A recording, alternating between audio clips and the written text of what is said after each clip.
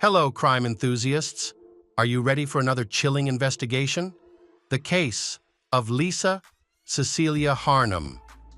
On July 30, 2011, around 10:30 p.m., unusual sounds resembling a woman's screams were heard from the balcony of the 15th floor of a luxury apartment building in Sydney, Australia. Witnesses, confused by the alarming noises, quickly rushed to the building's ground level. There, they discovered a girl's lifeless body who had fallen to her death. Her name was later identified as Cecilia Harnum. Moments later, a visibly distraught man exited the building, overwhelmed with shock and grief, suggesting it was a tragic accident. Lisa had a passion for dance from a young age and was actively involved in ballet as a teenager. She was well known for her sociable, confident, and energetic personality. In 2005, at the age of 24, Lisa loved to travel and gain new experiences. She grew up in the suburbs of Toronto, Canada. Lisa then moved to Australia. Lisa initially came to Australia on a 12-day working visa. However, she extended her stay by working at a hair and beauty salon in Sydney. The position suited Lisa well, as she had a passion for fashion, unique hairstyles, and the latest beauty trends. Despite being away from home, Lisa kept in touch with her family in Canada, regularly speaking to her mother. Lisa's family was also supportive of her decision to move and her desire to become an Australian citizen. In 2009, Lisa was looking for a new apartment, and a friend introduced her to a potential roommate, Simon Gittany, who was about 10 years older than her. Simon was a shoe importer, known for wearing expensive suits and living a typical lifestyle of successful Sydney businessmen. He and his business partner mainly imported luxury shoes from the United States and sold them online in Australia for a profit. Initially, Lisa told her mother that the accommodation arrangement was only temporary. She planned to stay with Simon while she continued to look for another place to live. Lisa assured her mother that there was nothing to worry about. Lisa moved into Simon's luxurious apartment on the 15th floor of a high-rise building in central Sydney. The apartment had large windows and a spacious balcony. After only 2 months of living together, they began a romantic relationship. Lisa told her mother that she and Simon were starting to date, and their relationship seemed to be progressing rapidly. As their relationship progressed, the couple grew closer and became more serious. On Lisa's 30th birthday in June 2011, Simon proposed to her in front of a large crowd at a restaurant, inviting his closest friends and family to witness the moment. However, just 6 weeks later, on the morning of July 30, 2011, Lisa locked herself in the bathroom of their shared home and called her mother in Canada.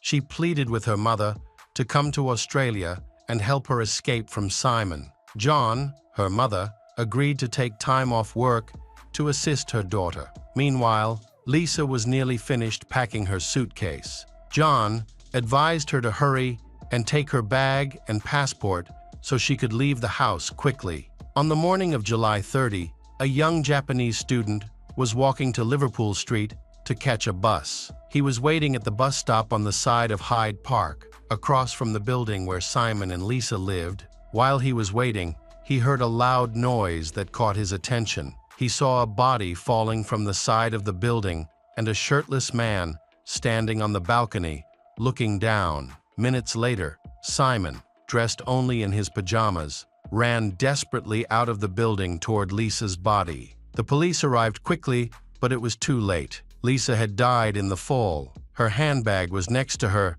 and she was fully clothed, except for one shoe, which had probably come off during the fall. In her pocket, there was a torn piece of paper. Surveillance cameras were installed outside, and at the time of Lisa's fall, there were also cameras operating in the apartment. These cameras recorded Simon, clearly distressed, as he ran out of the apartment. Simon returned to his apartment for a moment, and when he left again, the elevator arrived. Simon informed the police about how to operate the security system and cameras in the apartment, but did not mention the hard drive containing the recording from the time of the incident. By the time the police discovered the hard drive, it was gone. This footage could contain important evidence regarding the cause of Lisa's death. The only camera footage that could be obtained was from a camera pointed at the front door of Simon's apartment. The footage clearly shows Lisa trying to leave, followed by Simon pulling her back inside. This incident occurred before she fell. It is clear that a heated argument took place shortly before Lisa died. Simon also admitted that they had gotten into an argument. Neighbors reported hearing Lisa screaming and pleading for help. One neighbor said they heard a knock on the door, followed by silence. Simon explained to the police what had caused the argument. Lisa had told Simon that she had something to confess. According to Simon, they calmed down and agreed to discuss their problems in detail. Simon then went into the kitchen to make them tea. While in the kitchen, he asked Lisa again about the secret she wanted to tell. At that moment, Lisa ran out to the balcony and Simon followed her. Simon believed that Lisa was putting on a dramatic act to frighten him, which was typical of her behavior. In the past, she had done similar things, like opening the doors of a moving vehicle and threatening to jump out. On one occasion, she actually did jump out, but he was driving slowly at the time. Simon said she ran to the balcony. Unfortunately, Lisa lost her balance and fell off the balcony before she could react. Simon rushed to the edge of the balcony, trying to catch her, but it was too late. He shouted her name, and he attracted the attention of a young student standing below. At first, Simon's account seemed credible, but upon closer examination, some doubts arose about his account. Why would Lisa have carried the handbag if her intention was only to scare Simon? A key witness had observed the tragic incident that morning. Joshua, a witness, was walking in the park around 10 a.m. when he heard strange noises coming from the balcony on the 15th floor. He looked up and saw Simon standing there, shirtless, holding what appeared to be a black suitcase. Joshua watched as Simon took something out of the suitcase and threw it off the balcony. Although Joshua could not understand what Simon had thrown, he rushed over to find out what was going on. When he arrived, he saw a crowd of people trying to help a young woman. He then noticed Simon running towards the crowd. Joshua had previously seen Simon staring at Lisa's body from a distance for a long time before running down. Joshua was working as an editor for the Australian Broadcasting Corporation when he witnessed the incident. He continued to work, but when news of Lisa's death spread online, he realized he had witnessed it and contacted the police to tell them what he had seen. After investigation, the police discovered a letter that Lisa wrote to her mother. The content of the letter said that she thought she loved this man, but he controlled her life too much. In the letter, Lisa expressed that she missed her family and friends. Through the investigation, the police learned that Simon had convinced Lisa to quit her job at the beauty salon and stop attending fitness classes at the public gym. He controlled her daily life. Simon arranged for a personal trainer and set up a home gym for her. Simon even required Lisa to wear simple clothes so as not to attract attention. He asked her to tie her hair back and avoid wearing makeup. Unfortunately, the family only realized how isolated Lisa had become after her death. However, Simon saw their relationship differently. He stated that although he controlled their relationship, he believed it was filled with love and affection. The police later discovered a recording from Lisa's voice recorder just a month before her death. In this recording, Lisa was talking to Simon. She expressed that she only communicated with him and that her entire life revolved around him. She then cried and was confused about how her life had changed so drastically. In addition, the police also discovered that Simon had once written to Lisa, "You should never talk to or look at other men besides me. I have to be the only one for you." 6 weeks before Lisa died, she had shown clear signs that she wanted to end the relationship. Lisa had asked her fitness trainer to hold on to some of her belongings until she could get them back. On the morning of 30 July, Lisa locked herself in the bathroom and secretly called her mother. They agreed to meet in Sydney later. John said she had never realized how closely Simon had followed Lisa. Lisa had told John, her mother, that she found it strange that Simon always seemed to know where she was, but at the time, neither she nor her mother thought much of it. Lisa suspected that Simon was monitoring all of her calls, texts, and emails. In addition, he had installed surveillance cameras in their apartment to closely monitor her every move. A note found in her pocket revealed that she only discovered the existence of these cameras at the last minute. Through the footage, Simon learned about Lisa's intentions to leave him, her interactions with her coach, her conversations with her mother, and her plans to fly to Canada. Simon Gittany was charged with murder by police, and he was initially arrested but later released on bail. He pleaded not guilty in January 2012 and was released on bail until his trial began in November 2013. The media were not allowed inside the courtroom. A notable focus was Simon's new girlfriend, 23-year-old Rachel Louise. Her striking resemblance to Lisa attracted media attention and increased interest in the trial. Rachel has consistently shown her support for Simon throughout the trial, speaking out about his innocence whenever possible. She reportedly contributed about $85,000 of her own savings to pay for his defense attorney. The trial took place and lasted 4 weeks, starting on October 21, 2013. Simon's defense claimed that Lisa intended to jump over the railing due to her ongoing depression, but this explanation seemed unlikely. Material evidence could help clarify the situation.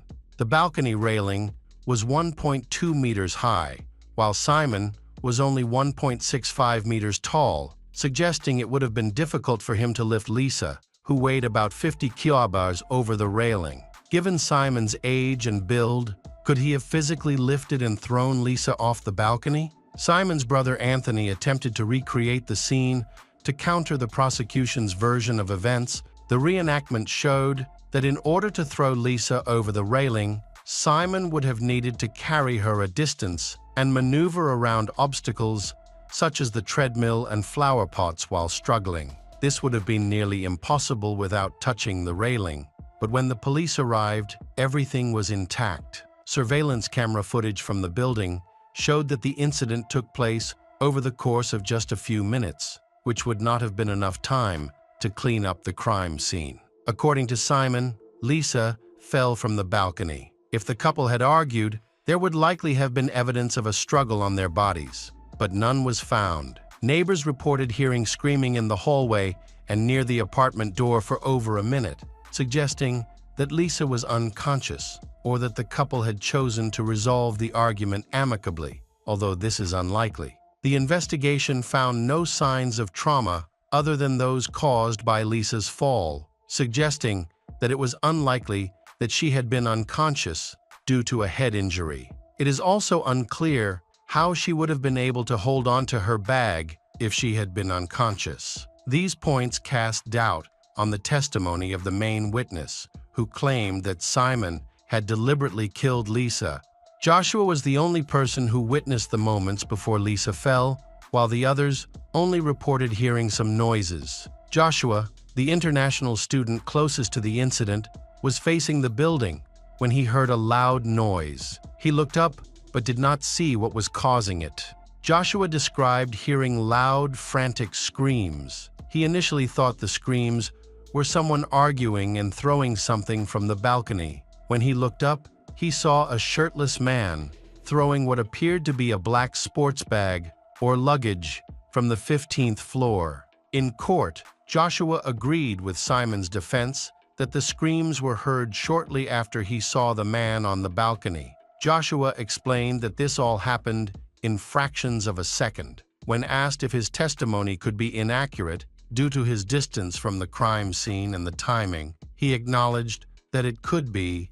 The evidence suggests Simon is innocent, as it would be impossible to commit such an act in just a few minutes without leaving a mess. However, during the investigation, police uncovered Simon's past. He was first arrested for assault as a teenager in 1991 after a confrontation with his ex-girlfriend's employer. Simon allegedly harassed her at her workplace in a Sydney shopping center. Her employer decided to defend her, but after the fight, Simon brought a dozen friends with him and they attacked his ex-girlfriend's employer. Simon was later caught in a car with stolen goods when police arrived at his home after he failed to attend a scheduled court hearing. He attacked 2 police officers at the age of 20 and was charged with assaulting a police officer after biting off the officer's earlobe. Simon served 2 years in prison. However, he did not serve his full sentence and was released on bail. In the following years, he was arrested for supplying drugs and convicted in New South Wales, receiving a 3-year prison sentence. By the time Lisa had unwittingly moved in with him, Simon had started a women's footwear import business operating through a website, appearing to be a legitimate and successful businessman. The final trial lasted several hours before the judge delivered his verdict. The judge found Joshua's testimony to be credible. They found Simon's testimony unconvincing, suggesting he appeared to be acting rather than being sincere. The judge concluded that, although Simon had a coherent story, his account lacked the necessary details to be considered credible. When the jury returned a guilty verdict for murder, Simon's girlfriend Rachel shouted at the judge, "You're completely wrong," and left the courtroom in tears. She became the target of fierce criticism from the media in Australia and abroad for supporting Simon. Rachel later sued the Daily Telegraph over 3 articles that allegedly portrayed her as a prostitute. Rachel eventually won an undisclosed settlement from the Daily Telegraph and continued to maintain that Simon was not guilty of murder. The judge sentenced Simon Gittany, then 40, to 26 years in prison for the murder of Lisa Cecilia Harnum. He will be eligible for parole on 21 May 2031. Lisa's family traveled from Toronto to Sydney to attend the trial. Hello, crime enthusiasts, are you ready for another chilling investigation? The case of Sean Eckerd. Donna and Samuel Eckerd were a couple who were related before they got married. Both had experienced unsuccessful marriages before and had a total of 6 adult children. After a difficult past, they found peace with each other and decided to move to San Diego, California, to start a new life. There, they rented a spacious house and regularly attended local church activities on weekends. The family was very religious and lived a quiet life without much social interaction. A few years after moving, the family welcomed their first son, Stanley, and 2 years later, their second son, Sean. Donna devoted all her time to taking care of the house and raising the 2 children, so the boys grew up surrounded by love and care. Both attended a good local school. On weekends, the family participated in church activities. As adults, the 2 children left their parents to start their own family's acros. The country. However, the Eckerd family still maintained a close relationship. They often contacted each other, called each other, and spent all their holidays together. Sean was a cheerful and easygoing boy.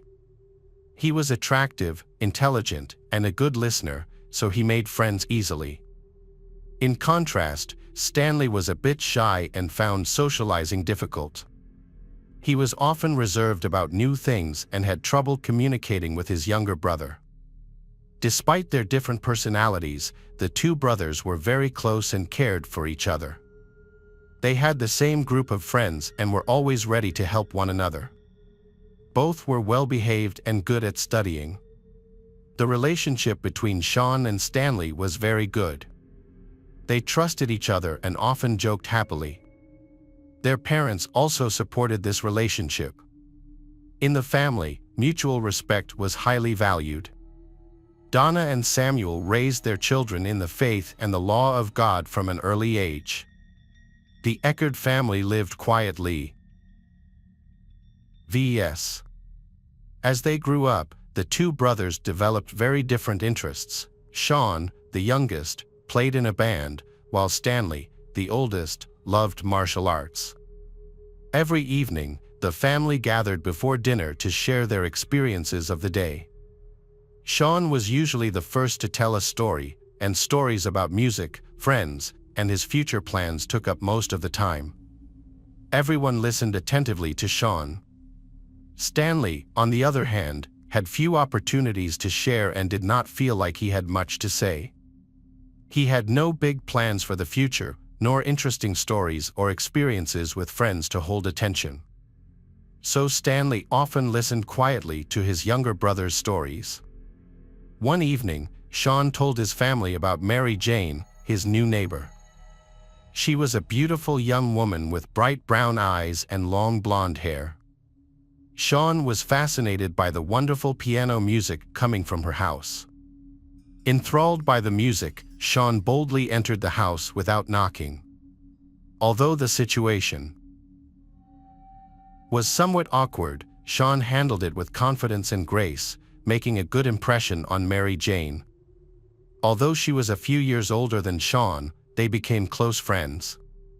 Sean often organized picnics and invited Mary Jane to join. They went on many walks together, visiting parks and observatories. However, their budding romance was interrupted by the difficulties of adult life. The Eckerd family received news that Donna, Sean's mother, was seriously ill.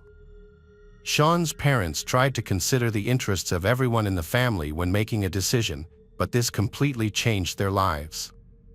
Although Sean did not want to leave his hometown, friends, and Mary Jane, he was forced to accept his parents' decision. In 2005, the Eckerd family decided to leave the city where they had lived for many years and move to another state. They settled in Donna's mother's house in the small town of Spring Hill, Florida. This decision brought many positive changes to the whole family. Donna began to recover. Initially, Sean felt sad about leaving the band, familiar places, and friends, especially Mary Jane. However, with his optimistic personality, Sean quickly adapted to his new life. Gradually, he realized that life in Spring Hill was as full and meaningful as in the old place. Donna and Samuel found stable jobs at the Presbyterian church, where they spent most of their time. Donna worked at the nursery, taking care of children, while Samuel assisted at the chapel. Gradually, the two brothers regained their close relationship and made friends at their new school. Their lives seemed to be reborn in this new environment. Sean continued to join the school band, while Stanley attended a martial arts school near his new home. Despite his busy life, Sean could not stop thinking about Mary Jane. Every night after school, Sean would stay in his room and talk on the phone for hours. The conversations always ended with Sean promising to meet his girlfriend again. He promised to visit her as soon as his parents allowed it. While Sean kept his first love in his heart, his older brother Stanley tried to assert himself in the family. Stanley had a quiet and humble personality and seemed to receive little attention from his parents. In order to attract attention, he made many wrong decisions, which had serious consequences for the whole family. In May 2006, he informed his parents of his intention to drop out of school to pursue a martial arts career and open a martial arts club. However, due to the recklessness of youth, he joined a bad group, where he began to engage in petty fraud and experiment with illegal drugs. By 2007, bad relationships led to Stanley's arrest for theft and fraud. The news of his eldest son's wrongdoing shocked Donna, causing her to be hospitalized for a heart attack. Fortunately, the situation was quickly resolved with the help of a lawyer. This lawyer skillfully defended Stanley by pointing out the lack of direct evidence, helping him to be quickly released and receive only a suspended sentence. This incident left Stanley extremely scared, feeling guilty, hoping for sympathy and acceptance from his family. Meanwhile, after experiencing the terrifying events that happened to Stanley, Sean did not tell his parents about his decision. During the summer vacation, he worked as a waiter to save money. He then left a note for his mother, informing her that he was going to California to meet Mary Jane. The 2-day bus ride to Sean's lover seemed endless. The scenery changed, day turned to night, and Sean looked forward to meeting Mary Jane at the final destination. When the bus stopped, Sean eagerly ran to her, having seen her radiant face and long hair through the window. They spent the happiest days together, going on picnics like in high school. For the first time, Sean expressed his love to Mary, and she returned his feelings. After a walk, Sean and Mary Jane sat down on a bench. Suddenly, Sean felt dizzy, his vision went black, and he fainted. He was rushed to the hospital, his health rapidly deteriorating. Mary Jane contacted Sean's sister, Jennifer, who hurried to California. Doctors determined that the cause of Sean's rapid deterioration was a tick-borne disease. The disease developed suddenly and rapidly, causing many complications, including encephalitis.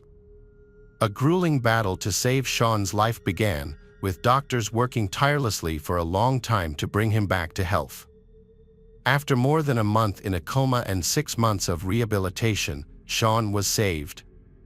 His recovery was arduous. It was surprising that a small tick bite during a summer walk could cause such a serious illness. Jennifer took her brother back to Florida for further treatment and long-term recovery. Mary Jane was forced to stay behind, only able to communicate with her boyfriend by phone. Despite the hardships and unexpected illness, these events brought the Eckerd family closer together. Donna did her best to help her beloved son Sean overcome his serious illness. She closely monitored his diet and exercise regimen. This devoted care helped Sean recover completely, but also caused Stanley to gradually harbor resentment and jealousy. After recovering, Sean continued his music studies and graduated in 2009.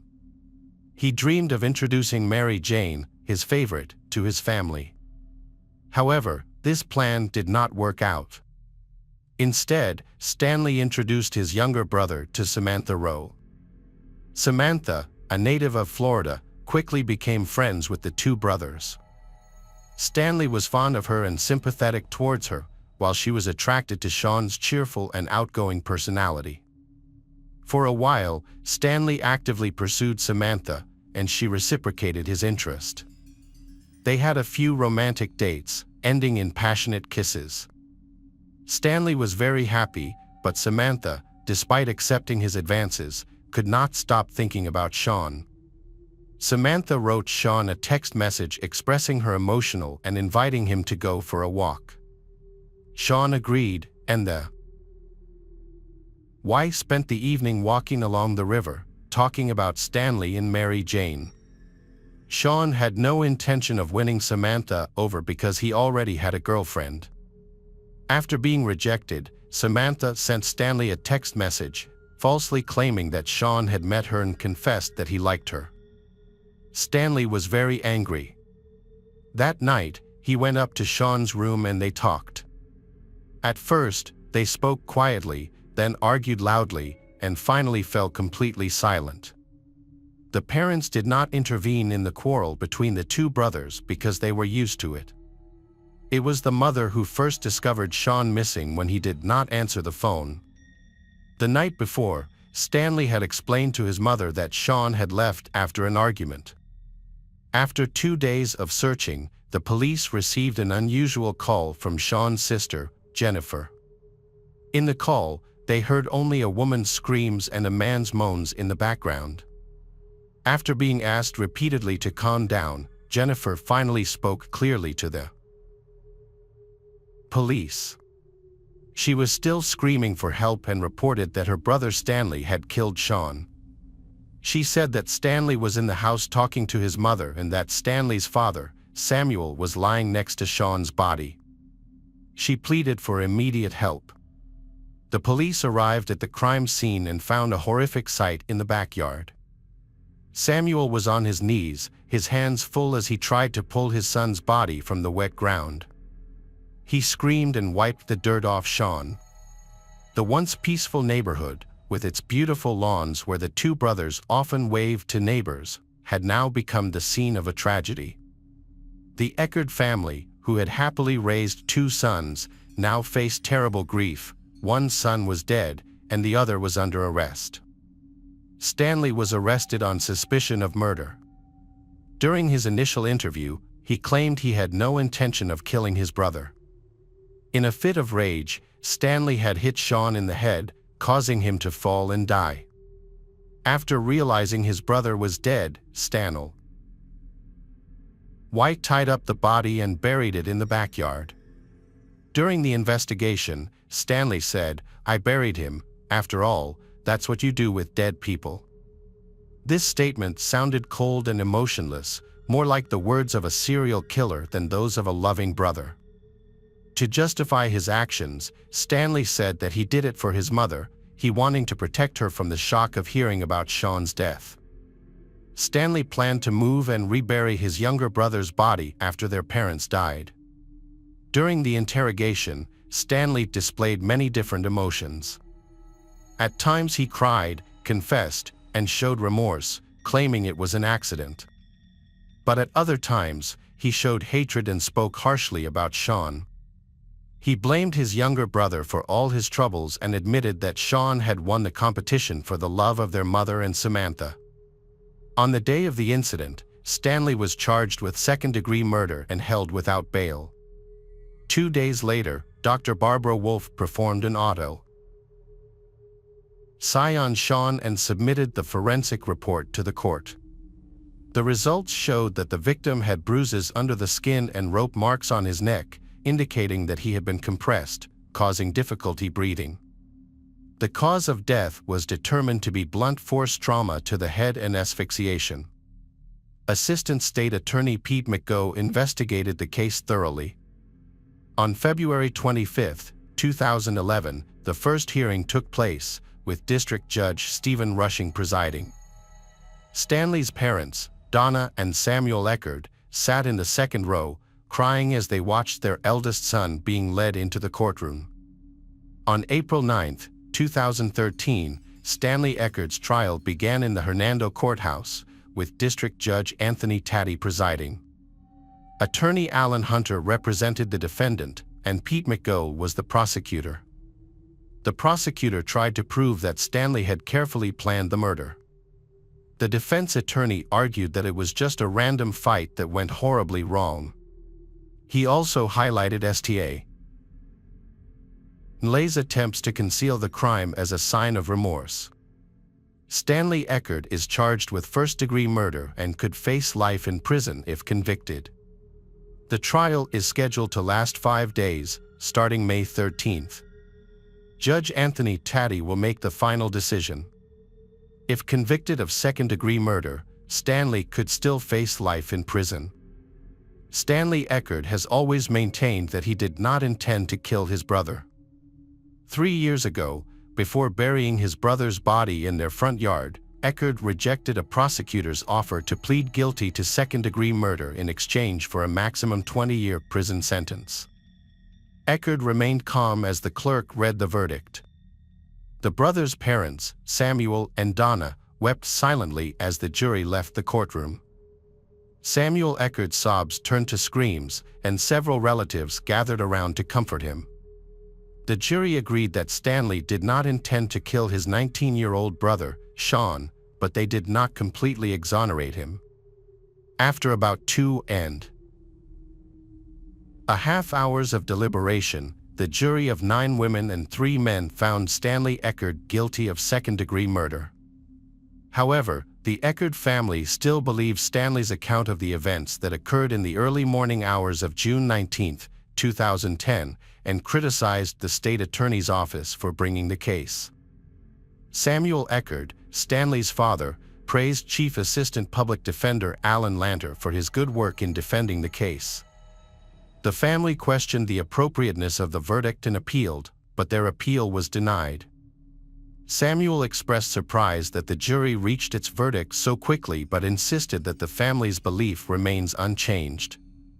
He also acknowledged one undeniable fact: after his younger brother died, Stanley dragged Sean's body out of his bedroom window and buried it in the backyard of their Spring Hill home. Samuel discovered Sean's body 2 days later. Assistant District Attorney Pete began his closing by showing the jury a photo of Sean's body. "Cu. Roulette up in the dirt." Pete emphasized that this was not a cold case and pointed out that Stanley had changed his story several times when questioned about his younger brother's death.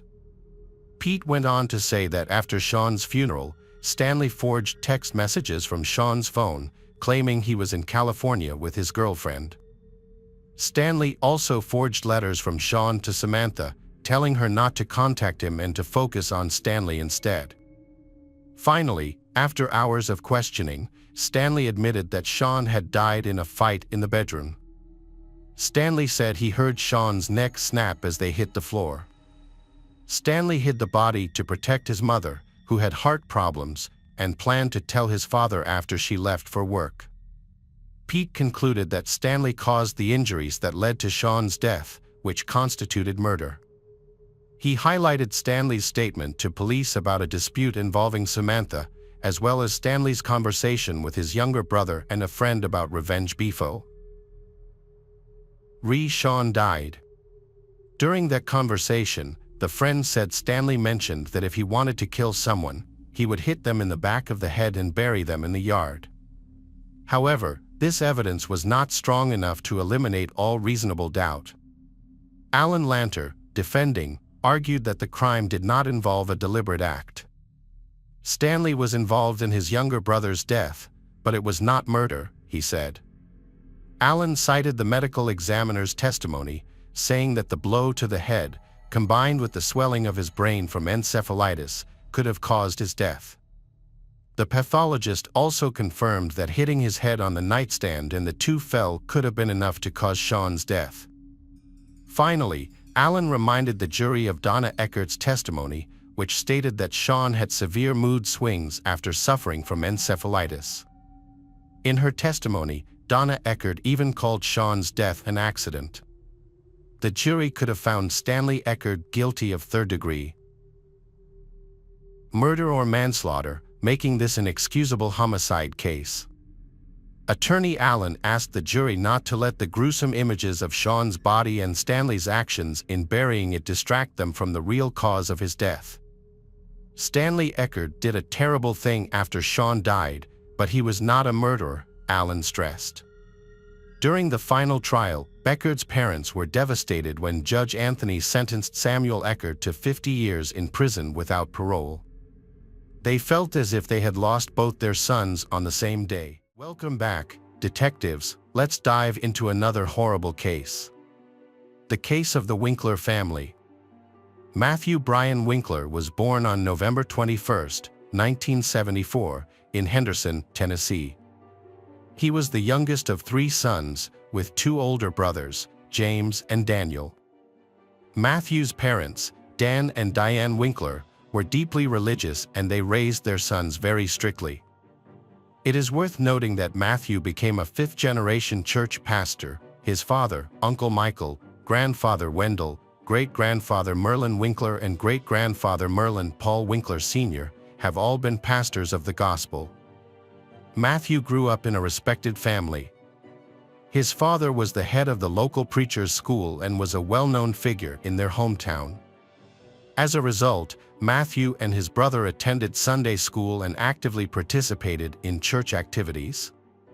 Outside of church, Matthew excelled in high school soccer, with many believing he had the potential to become a world-class athlete. As the head of the family frequently traveled for his preaching activities, he was often accompanied by his wife and children. As a result, their children, including Matthew, attended multiple schools during childhood. Despite this, he was an outgoing and friendly child who easily made friends in each new place. When Matthew finished high school, his family was living in Austin, Texas. He was a charismatic person but didn't excel academically. Following graduation, Matthew attended Free Hardeman College and graduated successfully. During his time at college, Matthew began developing his pastoral skills under his father's guidance. He served as the youth minister at the Central Church of Christ in McMinnville. He was later appointed as the preacher at the Church of Christ located on 4th Street in Selmer, Tennessee. Mary Carroll was born in December 1973 in G Township, Tennessee. She was the elder of 2 sisters, raised by parents who were deeply devoted to their Christian faith. In fact, her father was a pastor at the local church, where Mary and her younger sister attended Sunday school.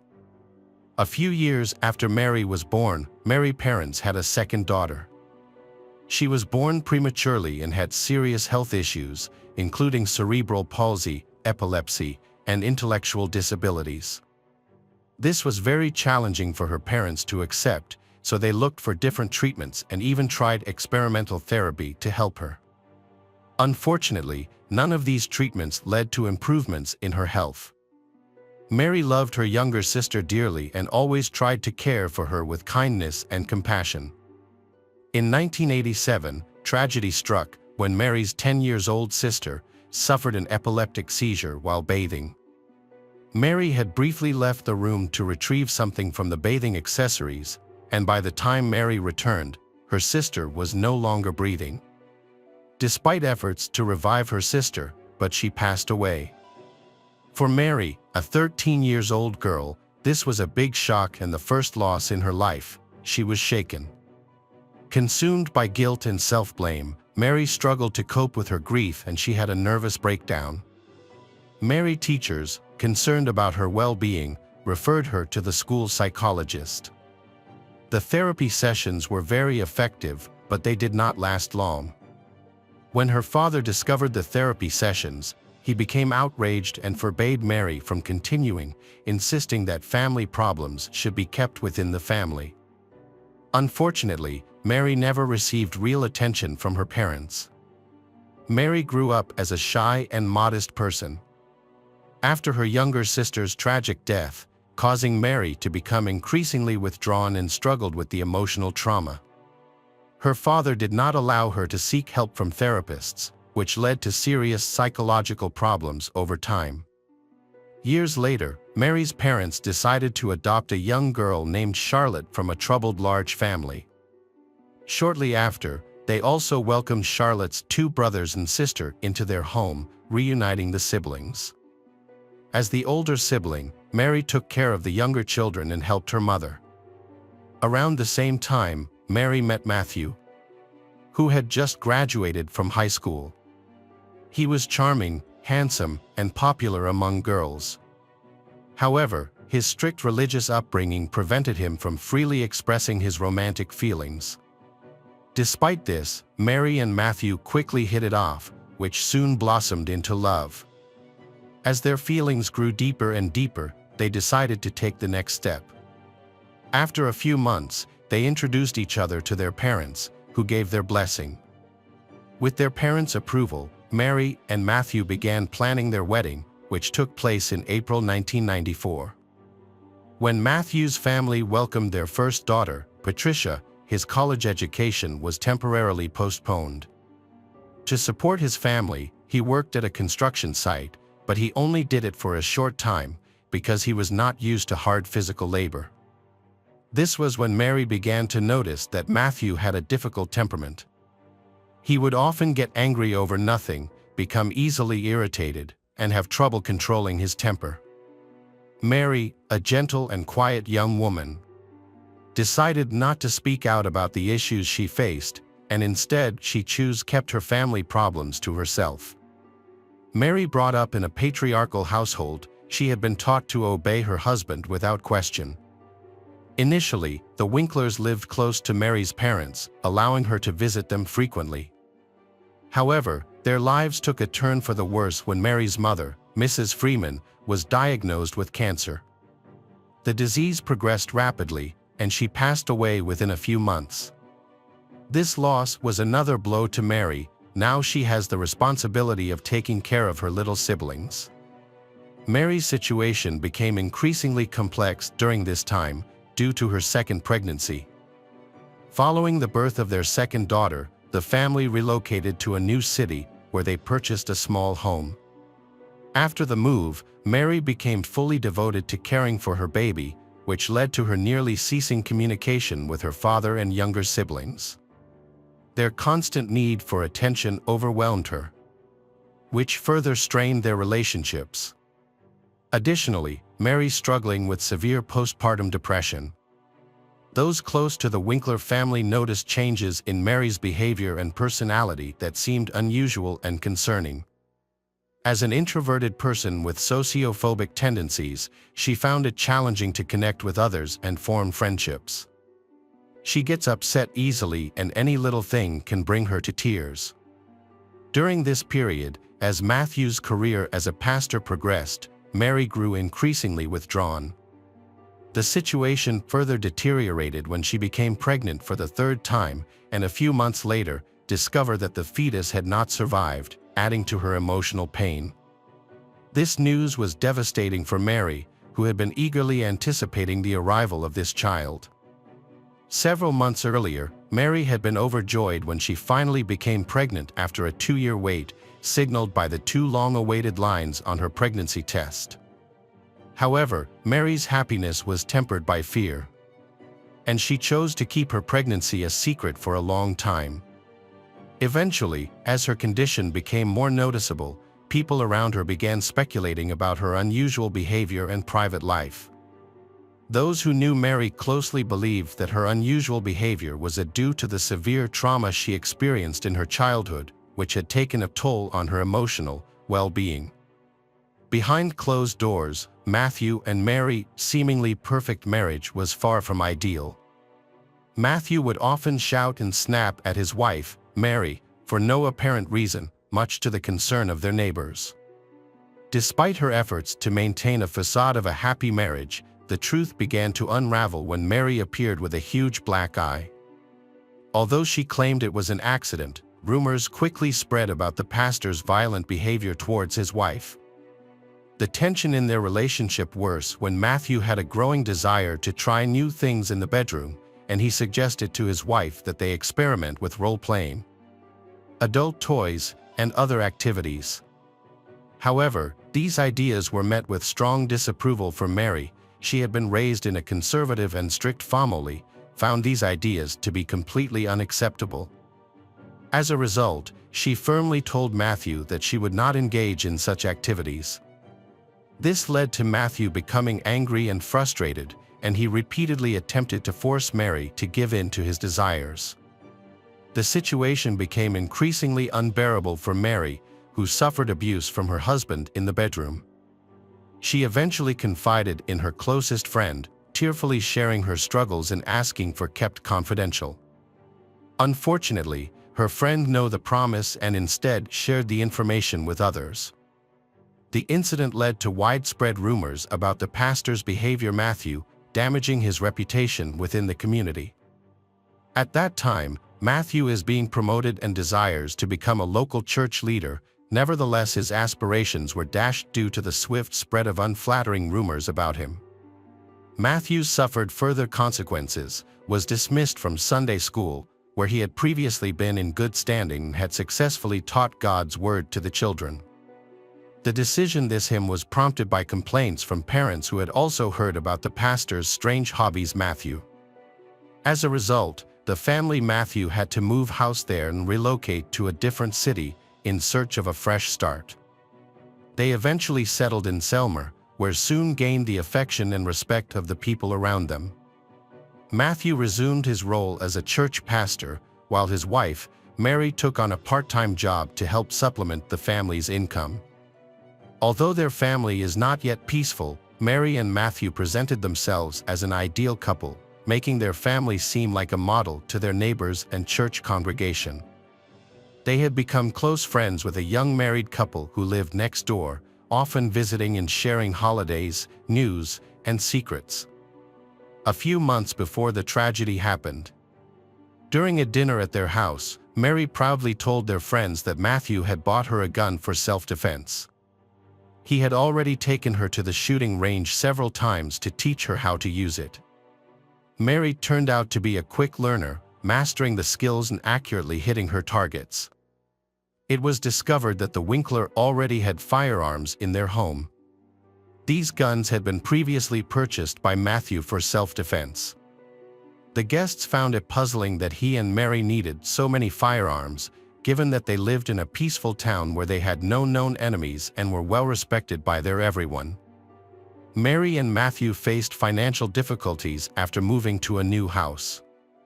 Mary began looking for part-time work and also pursued a medical degree in order to secure a job at a clinic and care for sick children. Mary then decided to commit financial fraud in an attempt to improve her family's financial situation. She claimed she didn't realize her actions were illegal and intended to repay the money once her finances improved. Specifically, she inflated her bank accounts by adding false funds. Mary received checks from unknown sources, totaling almost $177,000, and deposited them into a joint account with her husband. Her substantial deposits caught the attention of bank employees, and they invited Mary and Matthew to the bank branch to discuss and clarify the transactions. Mary and Matthew failed to appear at the bank, which heightened the suspicions. It was initially assumed that Matthew was unaware of his wife's actions. On March 22, 2006, the quiet town of Selmer, Tennessee, was shaken by a shocking crime. The body of 31-year-old Pastor Matthew Winkler was found in his home, a victim of murder.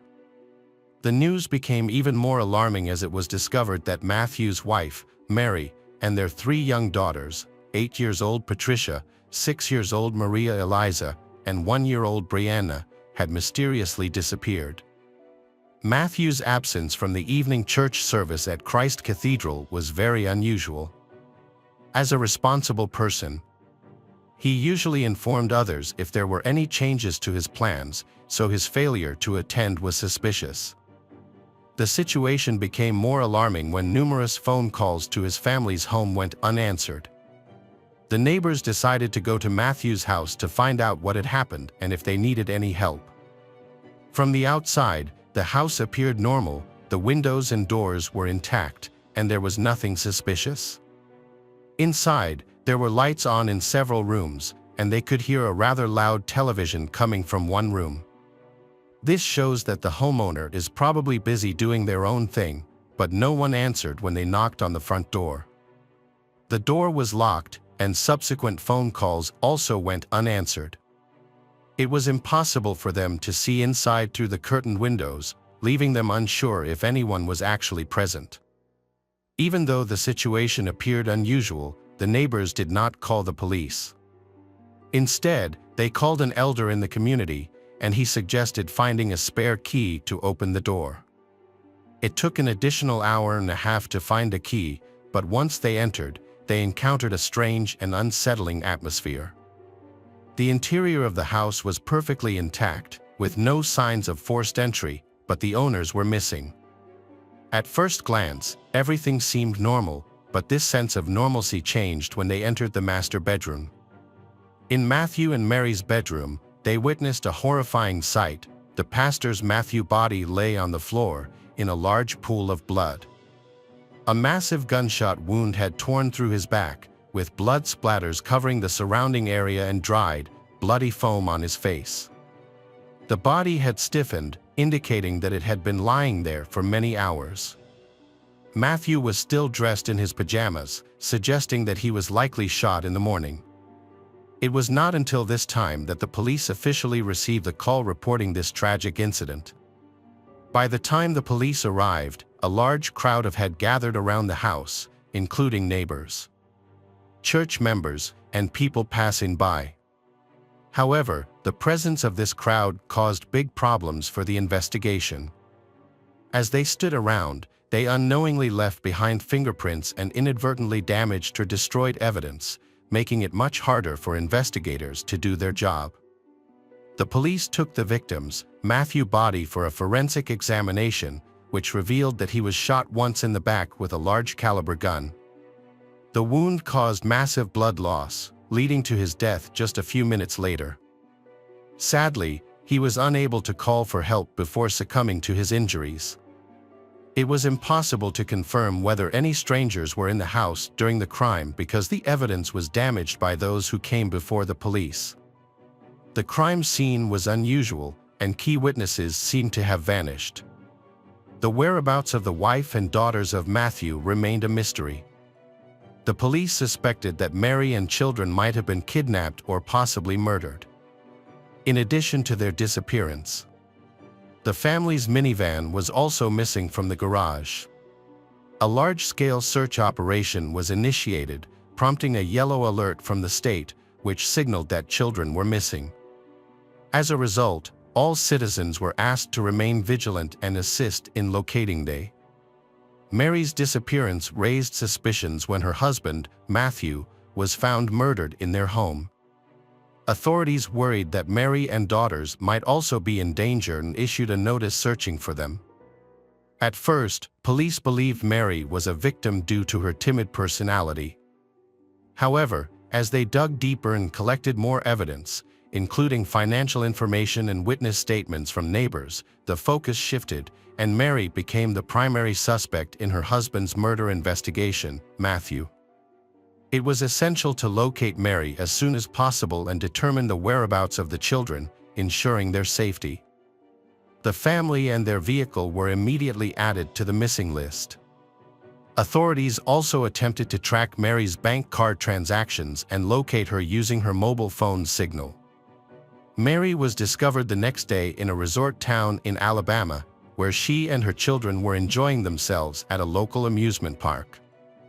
It seemed as though she wanted to give her children a final, memorable experience, possibly because she knew she would soon be facing prison time. When the family was questioned at the police station, the two older daughters recounted the story with confidence.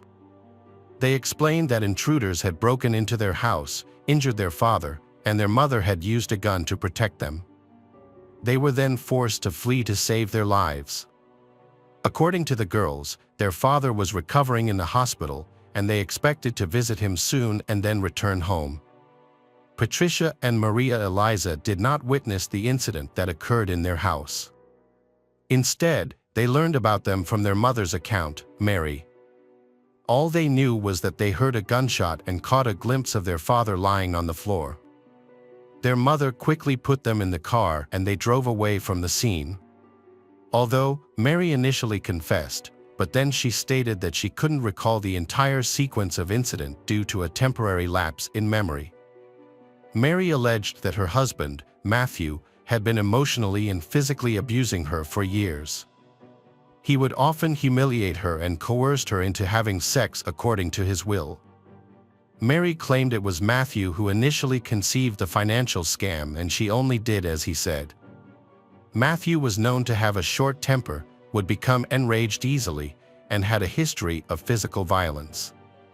His former secretary corroborated these allegations, stating that she frequently saw Matthew yell at his wife, who would bring him lunch at church, but he would always find fault with something she did.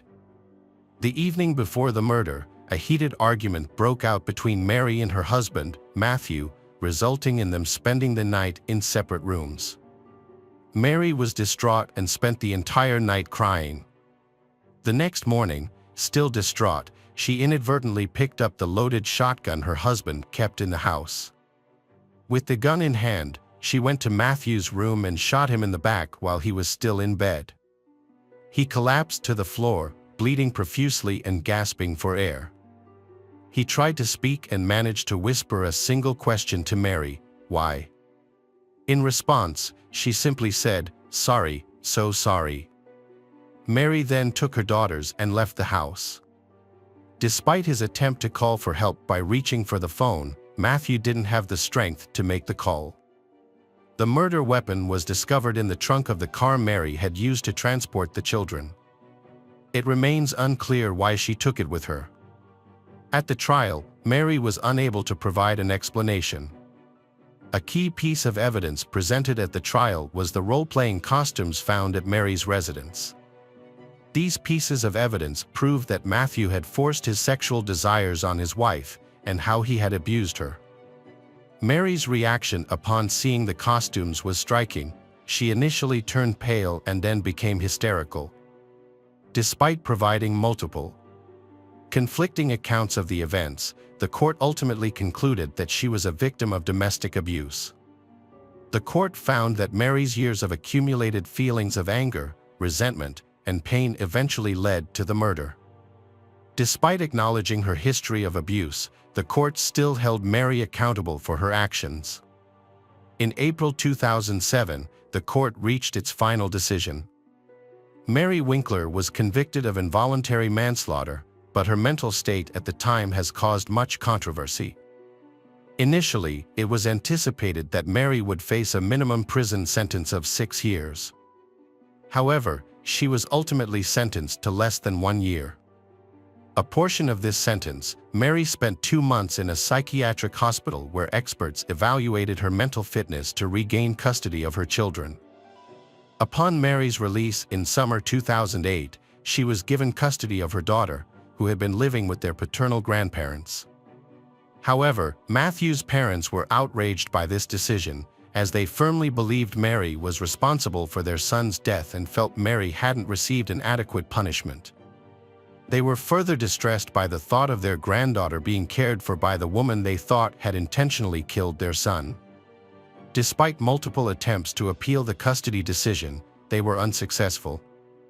Meanwhile, the fraud case against Mary was dropped, as the bank chose not to file formal charges and pursued the matter no further. Hey detectives! Welcome back. We've got another mysterious case to explore. The case of Jessica Dishon. Jessica Dishon was born on May 2, 1982, in the small town of Shepherdsville, Kentucky, USA. It was a quiet place where many residents made their living from farming and were very close to one another. Jessica had 2 younger brothers, Christopher and Michael. From a young age, she helped her parents, Mike and Edna, take care of them while they were at work. This made Jessica more independent, and her parents could always count on her. When she was 15, she started working part-time at a local restaurant, saving money to buy her first car. She dreamed of owning a red Pontiac, and after a few years, she had saved enough money to make this dream come true. Despite her part-time job, Jessica still achieved very good academic results and began planning to go to college to become an accountant. In the fall of 1999, when Jessica was 17, she entered her senior year and started dating a boy, which made her very excited. On the morning of Friday, September 10th, as usual, Jessica's parents went to work while she was still sleeping, and her younger brothers went to the bus stop and then to school. Jessica stayed home and was supposed to drive to school by herself. However, right after her brothers left, around noon, her mother, Edna, returned home and immediately noticed something strange. Jessica's car was parked in front of the house, even though she was supposed to be in class at that time. Edna went to Jessica's room, guessing that she might have overslept and not gone to school. However, Jessica was not in her bedroom. Edna then thought that, for some reason, Jessica might have asked her father, Mike, to drive her to school. She immediately called Mike, but he said he had gone to work alone that morning.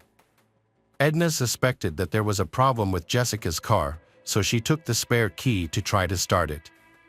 However, as she approached the car, she noticed a few disturbing things. The driver's door was slightly open. Jessica's cell phone was on the seat with the numbers 9 and 1 displayed on the screen, and under the front seat were a pair of shoes and her keys. In the back seat were her textbooks, work clothes, and purse. Edna immediately worried that the worst could have happened. It was clear that someone had tried to call 911 from Jessica's phone but couldn't get through. Furthermore, Jessica couldn't have left all her belongings in the car and left unexpectedly. Her family lived in the suburbs, so she would have had to walk several miles. Jessica's parents called the school and learned that she had missed class. However, the school did not notify them as they should have. A few hours later, Jessica's best friend from the place where they both worked called her parents, saying that Jessica had not shown up for her shift, which made them even more worried. Worried about Jessica's absence from school and work, as well as her belongings, including her phone with the 911 dial displayed being left in an unlocked car, her parents decided to call the police. However, the sheriff simply assumed that Jessica might have wandered off and would eventually return home. He did not notice that one of her shoes was left in the car, making it difficult for her to travel far without it.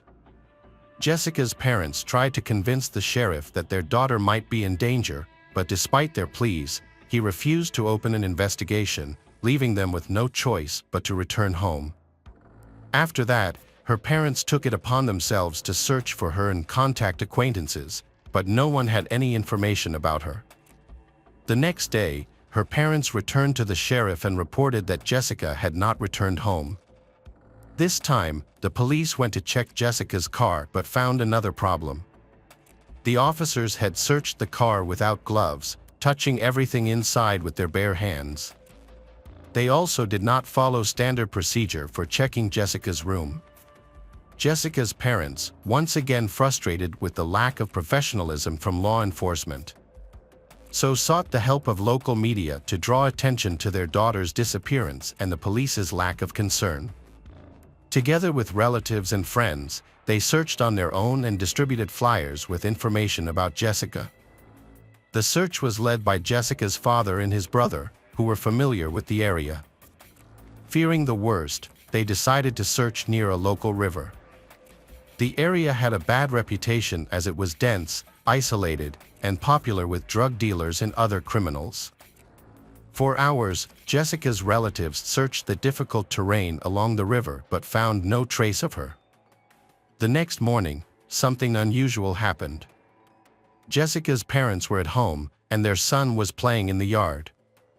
Suddenly, the boy ran into the house, saying he heard a cry for help that sounded like his sister's. Jessica's father immediately grabbed the shotgun and ran outside to find the source of the cry. At the same time, his brother drove up to the house to join the search. Not long after, they noticed smoke coming from the property of their neighbor, a 40-year-old man named David Brooks. When they approached, they saw him burning something on the ground, which looked very suspicious. Jessica's father asked David for permission to search his farm. However, David refused and asked them to leave. It was not just David's strange behavior that was noteworthy. Before Jessica's disappearance, her family had maintained a normal relationship with David and his family. However, after Jessica went missing, David began to act strangely. He often drove slowly past Jessica's family's house and stared at them with a disturbing expression. Additionally, Jessica's parents received strange phone calls from a man who only panted without saying anything. Jessica's family suspected David might have had something to do with their daughter's disappearance, but they could not understand why he was behaving so oddly. Jessica's parents decided to contact the police again, despite having previously failed to get significant attention from the agency.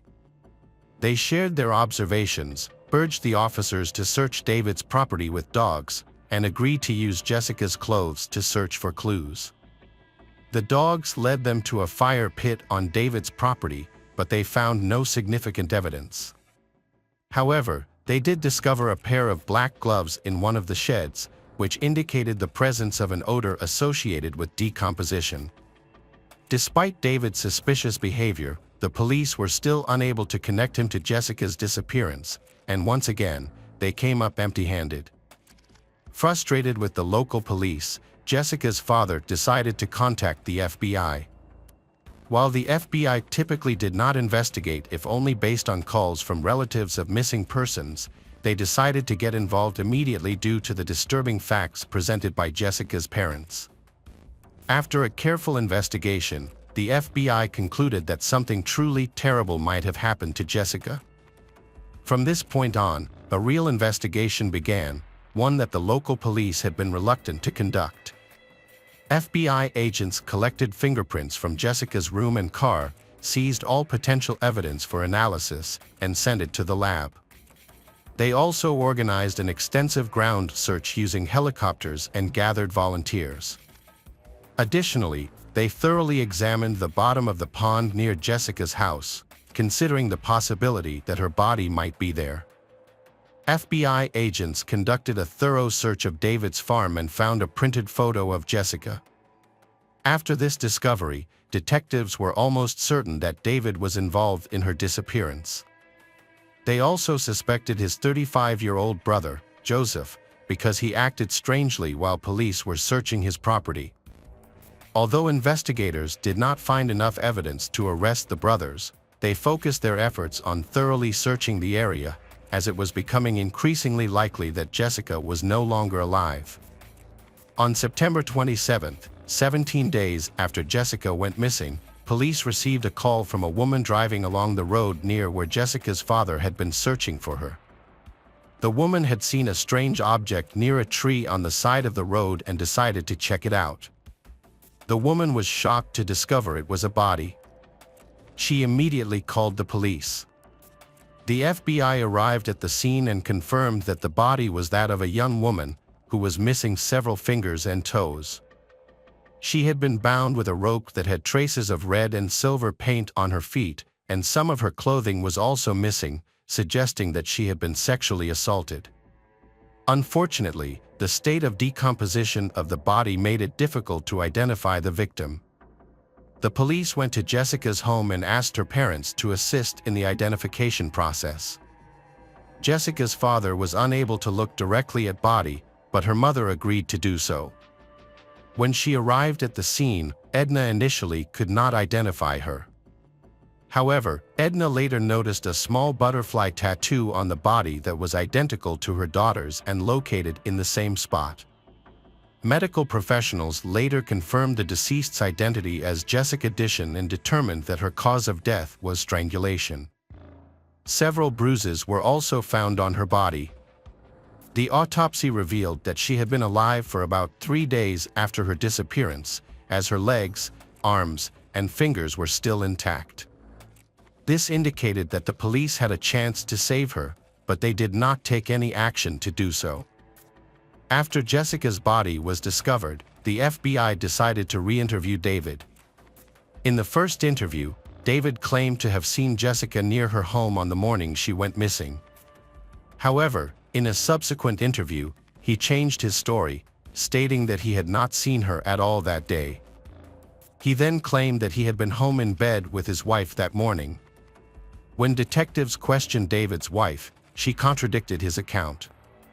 The FBI continued to question David, asking him what he would do if they found his fingerprints on the victim's body, even though no such evidence was discovered. David's response was suspicious. He said he would have to confess everything in that case.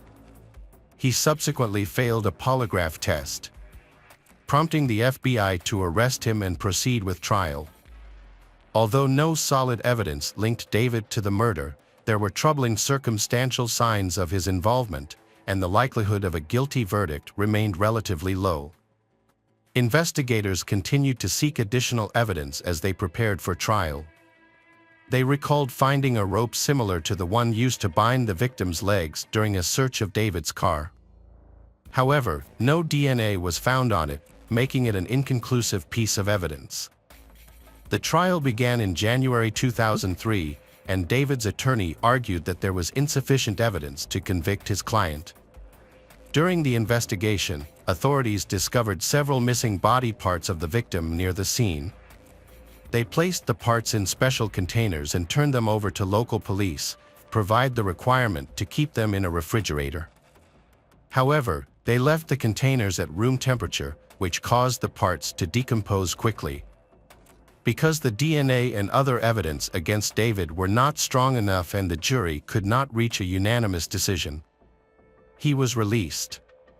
Under state law, he could only be charged again if new evidence was found. For Jessica's parents, this was a devastating blow. They were almost certain that David was the culprit behind their daughter's death. Furthermore, if the police had taken their job more seriously, their daughter might have been saved. Ultimately, they lost all hope for justice. In the years that followed, the case remained unsolved and gradually faded from memory. In 2012, a new detective, Lynn Hunt, joined the local police department. She was assigned to investigate cold cases, initially focusing on the murder of Jessica Gittany. When she reviewed the case files, she was shocked by the negligence of her predecessors. Most of the documents were filled with errors, lacked references to conversations with interested parties, and the evidence was not properly documented. The case had been handled so inefficiently that she had to start the investigation from scratch, although already 13 years after the murder. Lynn's first step was to contact Jessica's family. One of Jessica's brothers, now grown and living on his own, gave Lynn a box of Jessica's belongings that had been taken from her car. He had kept it since the police returned the items to the family. Lynn was once again confronted with her colleagues' poor handling of evidence, as it had not been properly stored. Although, after all these years, these items were unlikely to help her, she persisted in examining everything she could find. Through her research, she discovered information about David's medical examination results, which showed that his IQ was only 61, extremely low. This raised concerns about police operations, particularly regarding the questioning of him. Based on his significantly low IQ, he may not have fully understood the questions and may have given incomplete answers. This could indicate that he may not have been involved in the case, as his unusual behavior could be explained by his extremely low IQ. After a thorough investigation of everyone involved or living near the scene, nearly 15 years after Jessica's death, a colleague from another department called Lynn and shared new information from an inmate at the Kentucky State Prison who claimed to know the true identity of Jessica's killer. Lynn approached this lead with skepticism because, many times, when inmates try to provide information to the police, the end result is often frustration and wasted time. Many of them make up stories in hopes of getting released early or improving their prison conditions. However, she understood that this lead could not be ignored without verification. She visited the prison and met a man who was said to have relevant information. According to the man, he had shared a cell with a convicted child molester, the same crime as him. They became friends and exchanged details about their crimes. One day, the inmate told him that he had killed Jessica. The informant then revealing the man's name. It was Stanley Dish, Jessica's uncle and her father's younger brother. According to the informant, Stanley had confessed that he had sexually abused Jessica for years while they lived in the same household. Stanley had threatened to kill Jessica or her relatives if she spoke out. In the spring of 1999, when Jessica had a boyfriend, Stanley began to fear that she would eventually reveal her abuse by him. On the morning of September 10th, Stanley went to Jessica's home while she was alone. Jessica was getting into her car to leave when Stanley asked her to break up with her boyfriend. Jessica refused and threatened to report him if he did not leave her alone. When he refused, Stanley began to threaten Jessica. She tried to call 911, but Stanley grabbed her. Eventually, Jessica broke free and ran into the house. Stanley chased her down, beat her, then tied her up with bed sheets and took her to a nearby abandoned warehouse, where she was later found dead. Stanley held her captive for a long time, torturing and mentally abusing her before killing her. He then moved her body to a visible location near the road and buried it beneath the warehouse. He also claimed that after the murder, he had dismembered some of her body parts, hoping to deceive the police into thinking it was a drug deal gone wrong. Detective Lynn realized that information about the dismembered body parts had never been made public. Only Jessica's closest friends knew about it, so the informant could not have made this up. Finally, the man added that Stanley had buried Jessica's shoe under a broken tree near the shed. Lynn decided to verify all this information by searching for evidence. However, the local police station was short-staffed, so no one there could help her. She contacted Jessica's brother and a few other relatives, who agreed to join the search. She didn't tell them that Stanley might be the killer because she wanted to find some evidence to support these shocking accusations first. On the first day, they didn't find any clues in the heavy rain. They dug in areas that matched the description, but to no avail. The next day, Jessica's brother and Lynn returned to the scene. On the way, he showed her an abandoned shed on the side of the road. They went there and started digging inside, and almost immediately found a significant breakthrough. They discovered a buried bedsheet. Lynn collected this evidence and quickly went to Jessica's house. Over the years, Jessica's room had been kept exactly as it had been when her missing. Thanks to this, Lynn was able to confirm that the bedsheet found was part of Jessica's bedding, as it was not on the bed, and the other linens had the same pattern. Shortly after the evidence was discovered, Stanley was arrested and questioned. Although he appeared very nervous during the interrogation, he still refused to admit to the crime. He was eventually charged with murder, and the case went to trial. Jessica's father, Mike, could not believe that his own brother would commit such a cruel act against his daughter. He went through a period of complete denial but eventually accepted this unbearable truth. He recalled that in the early days of Jessica's disappearance, it was Stanley who suggested searching for the body near the riverbank. However, during the search, he suddenly felt nauseous and was taken home by his brother. It turned out that this incident occurred just a few hundred meters from the warehouse where Jessica lived, suggesting that Stanley had deliberately distracted them from searching for her while she was still alive. During the preparation for the trial, Detective Lynn carefully researched Stanley's past. She discovered that he had a previous conviction for assaulting another girl in the family. In addition, several other women reported that he had sexually abused them when they were children. He often took advantage of his relationship to stay at the victims' homes, then committed the crimes by threatening them not to speak out. The police concluded that he had committed these acts over a period of 3 decades. However, Detective Lynn found that securing a murder conviction would be difficult due to the lack of direct evidence such as fingerprints or DNA. She dug deeper into the case and stumbled upon an old box of files that had not been examined. When she looked through the contents, she was shocked again by the incompetence of those who had originally handled the case. The box contained a letter dated June 26, 2002, in which another informant had written to the police with the same story that Lynn had only heard 12 years later from a Kentucky inmate. In the summer of 2002, Stanley had been convicted of assaulting an underage relative. During that time, he had told a fellow inmate, who happened to be a police informant, about killing Jessica. The fellow inmate had written a letter to the department handling the case, revealing the gruesome details of what Stanley had done to his niece. The police simply ignored the letter and, perhaps believing that David had been involved all those years ago, did not consider other suspects. Lynn was frustrated by the lack of professionalism from her colleagues. Had they paid more attention to their work, the case might have been solved in 2002.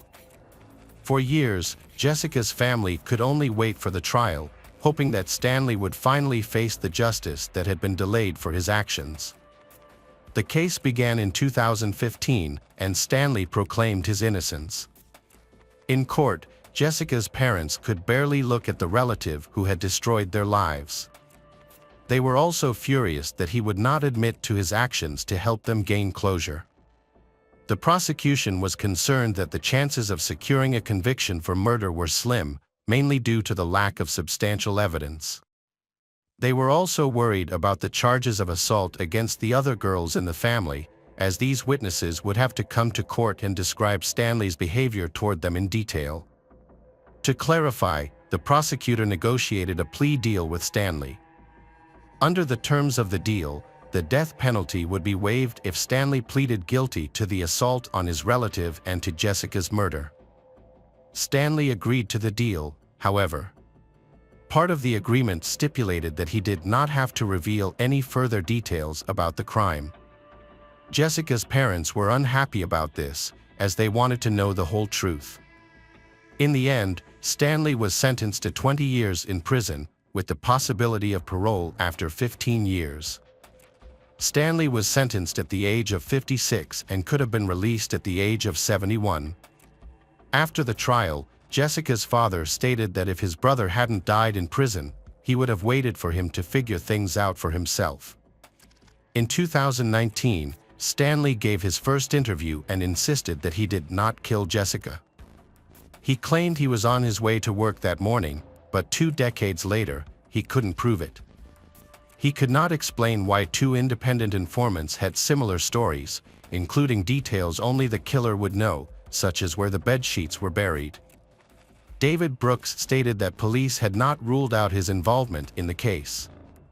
Stanley, who knew him, may have asked for his help in disposing of the victim's belongings. Due to his low IQ, Brooks may not have understood the full extent of the situation. It is possible that he burned Jessica's clothes in a fire and that Stanley gave him gloves that had a scent detectable by dogs.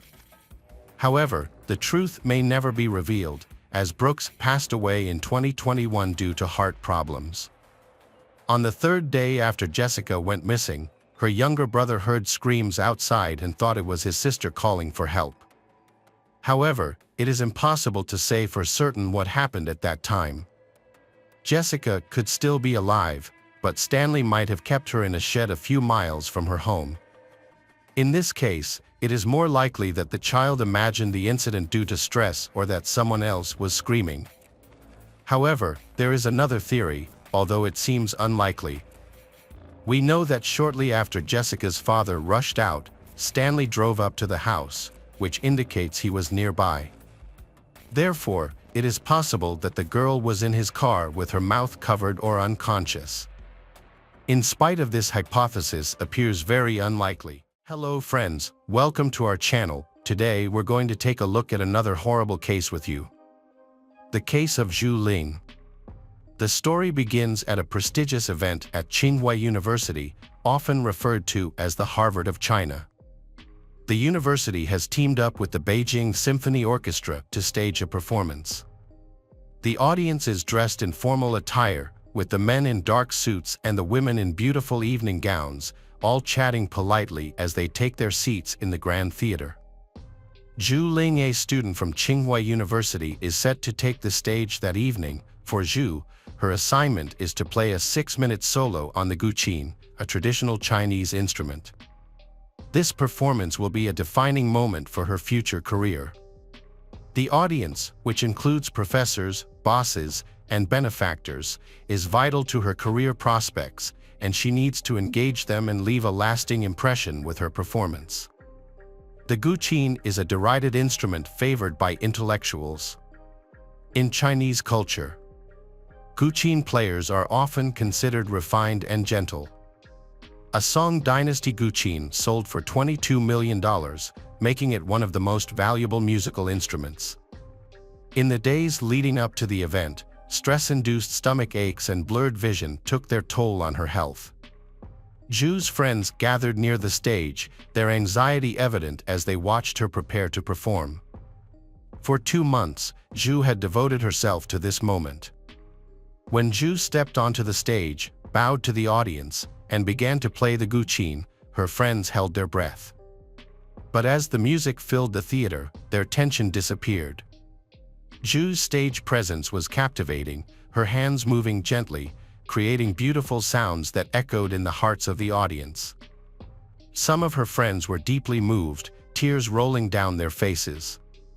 The 6-minute performance ended and the audience applauded enthusiastically. Zhu bowed to the audience, smiled, and walked off the stage. Her best friend was in the crowd, proudly applauding enthusiastically. Because the hard work of practicing had left her completely exhausted, that night, Zhu Ling decided to skip the celebration and go home to rest. When she went to take a shower, standing under the cool water of the shower, washing her hair, She caught a glimpse of a strand of hair floating on her hand. Panicked, she ran her hand through her hair and touched her scalp. She quickly pulled back the shower curtain and ran to the mirror to check. Ju's reflection in the mirror showed a face of exhaustion, with uneven bald patches that looked like they had been shaved off carelessly. But that was just the beginning. Over the next few weeks, her condition rapidly deteriorated, leaving her confined to a wheelchair, unable to move, speak, or even control her facial expressions. She went from a promising student at Tsinghua University to someone with the intellectual capacity of a 6-year-old. This was not the result of an illness or genetic disorder. Tsinghua University is one of the most prestigious schools in China, making it extremely competitive for local students to gain admission. With an acceptance rate of just 0.4% for local students, the university has a massive annual budget of $5 billion and is known for educating the children of influential politicians and wealthy businessmen, who are often highly educated. Getting into college is just the first hurdle. The real challenge lies in coping with the fierce competition and rivalry that pervades college life. Many alumni have come forward to admit that they have resorted to deceit and deception, such as betraying friends and deceiving others, to stay ahead. This cutthroat environment is a direct result of the university culture, which strongly fosters a competitive spirit. Zhu Ling, a 1994 chemistry major at Tsinghua University, is one of the top 3 students in her class of 31. Her class consists of 20 men and 11 women. She is an outstanding student and is considered by many to be special. Zhu is not only smart but also has an outstanding appearance. Everyone expects great things from her and predicts a bright future. Zhu has a charisma and confidence that makes her friends jealous when she first arrives at the dormitory. Her warm and friendly demeanor quickly won her friends and fans. She attended classes diligently, and many were amazed by her seemingly endless energy. However, after a few months, people began to notice a strange and inexplicable decline in Zhu's health. She began arriving to class later than her classmates and always appeared exhausted during lectures. She sweated as if she was overheated. Zhu had a hard time concentrating on the lesson content. One day, she even had a severe stomachache. Zhu asked for painkillers from the school's infirmary, but the pain was only slightly relieved. Her teacher thought it was a stomachache caused by stress.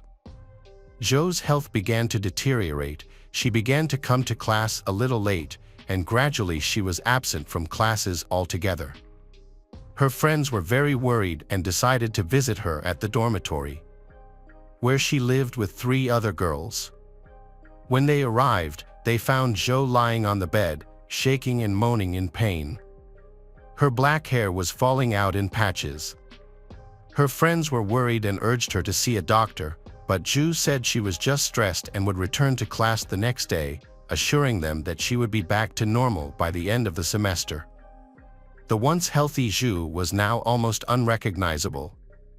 Her skin had turned pale, and her lips had turned purple. She moved slowly and painfully, as if every step caused her excruciating pain.